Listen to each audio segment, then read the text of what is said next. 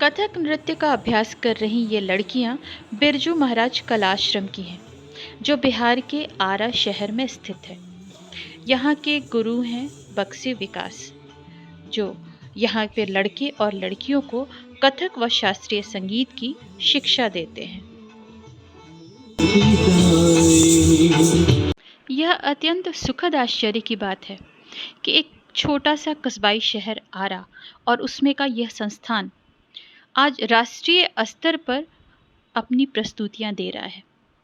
इस संदर्भ में गुरु बक्सी विकास ने बड़ी खूबसूरत बात कही। कथक जो है या जो भी हमारी पारंपरिक मौलिक कलाएं हैं, इनका जो प्रादुर्भाव हुआ है वो सभी छोटे ही जगहों से हुआ है। चाहे आप कितने भी बड़े कलाकार को देख लीजिए, चाहे पंडित बिरजू महाराज जी हों या पंडित जसराज जी, ये कहीं ना कहीं छोटे ही जगह से ये लोग निकले हैं।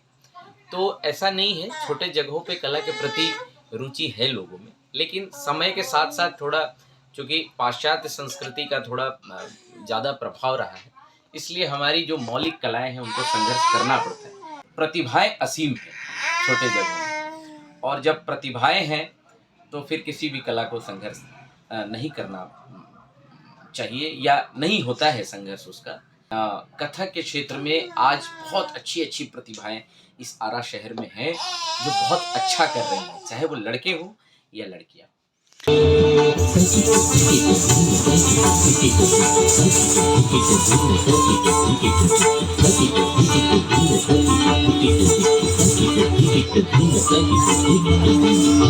आज हमारी अधिकांश युवा पीढ़ी जिस प्रकार भारतीय कलाओं और संस्कृति से विमुख होती जा रही है, तो इसका सीधे सीधे आरोप पाश्चात्य सभ्यता और संस्कृति पर मढ़ दिया जाता है। पर बक्सी विकास ने इसका उत्तर अपने बिल्कुल अलग अंदाज में दिया। कोई भी संगीत जो है उसकी एक दूसरे से तुलना नहीं हो सकती। जो वेस्टर्न म्यूजिक है उनका अपना एक संगीत है, जो उनकी अपनी एक रचना है, अपना उनका नोटेशन है, जो ट्रेडिशन है उसका, वेस्टर्न का भी ट्रेडिशन है, वो एक म्यूजिक है। लेकिन वेस्टर्न को भी लोग समझते नहीं है। फिल्मी गीतों पर उछल कूद करने को लोग समझते हैं कि वेस्टर्न, वो म्यूजिक बजता है ना, उसको लोग कहते हैं कि ये वेस्टर्न हो रहा है। लेकिन टेक्निकली वेस्टर्न आप क्या कर पा रहे हैं, आप जैज कर रहे हैं, हिप हॉप कर रहे हैं या क्या कर रहे हैं, इसकी जानकारी भी बहुत लोगों को नहीं है। उसको भी बहुत मेहनत से सीखना पड़ता है। और जो ज़्यादा टीवी से, टेलीविज़न से या फिल्मों से उनका इन्फ्लुएंस ज़्यादा है, वो ये सोचते हैं कि वेस्टर्न की ओर जाना है। लेकिन वेस्टर्न की ओर भी क्यों जाना है? इसलिए जाना है कि उनको 5 मिनट के लिए कोई टीवी शो पर, रियलिटी शो पर आना है। तो इसलिए वो सोचते हैं कि आजकल टीवी, टेलीविज़न पर बहुत ज़्यादा क्लासिकल म्यूज़िक का प्रसारण नहीं हो पाता है, तो वो सोचते हैं कि इसमें ज़्यादा स्कोप है।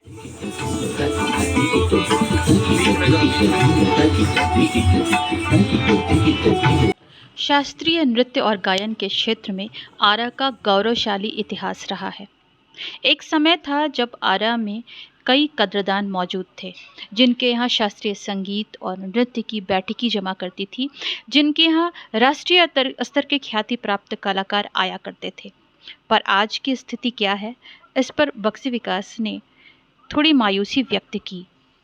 आर्थिक रूप से कई समृद्ध लोग हैं, लेकिन कदरदानों की संख्या कम हुई है। ये एक बहुत बड़ी वास्तविकता है जिसको समझना चाहिए, सभी को समझना चाहिए।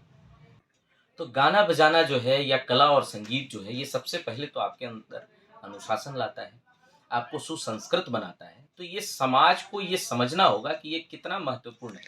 कदरदानों की जहाँ तक हम बात कर रहे हैं, तब बहुत अच्छे अच्छे कदरदान हुआ करते थे। बाबू ललन जी थे, हमारे दादाजी स्वयं बड़े आयोजक थे, बख्शी कुलदीप नारायण सिन्हा जी, गिरिराज अग्रवाल जी थे। तो ऐसे बहुत लोग थे जो संगीत कराते थे। जो भी देश या क्षेत्र अगर उसकी कला संस्कृति समृद्ध नहीं हुई, उसका विकास नहीं हुआ, तो फिर उस स्थान का विकास नहीं होता है।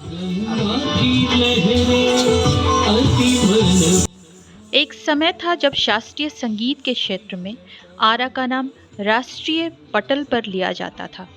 पर तब का दौर और आज का दौर बिल्कुल अलग है। इस बात को कथक गुरु बक्सी विकास भी महसूस करते हैं।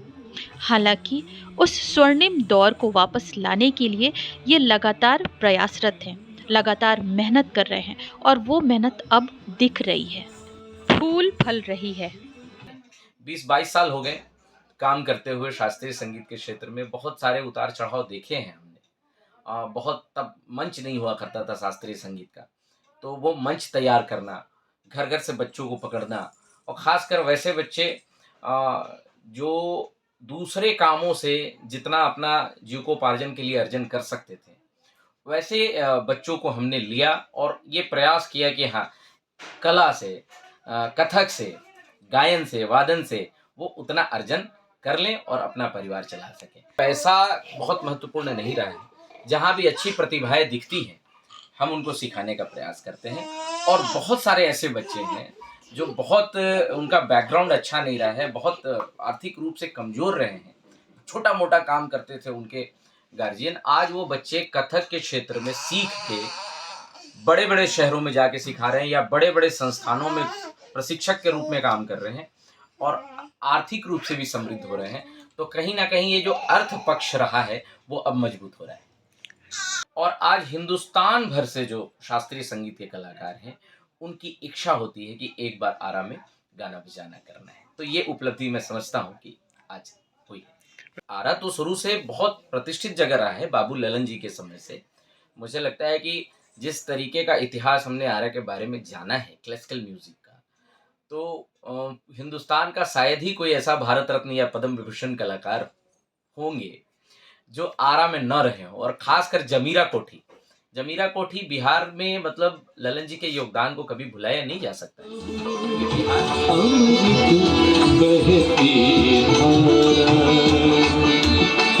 तेरी महिमा गान करे जग, तू ही जग का बिरजू महाराज कला आश्रम आरा के संगीत के उसी स्वर्णिम दौर को वापस लाने के लिए कृत संकल्प है।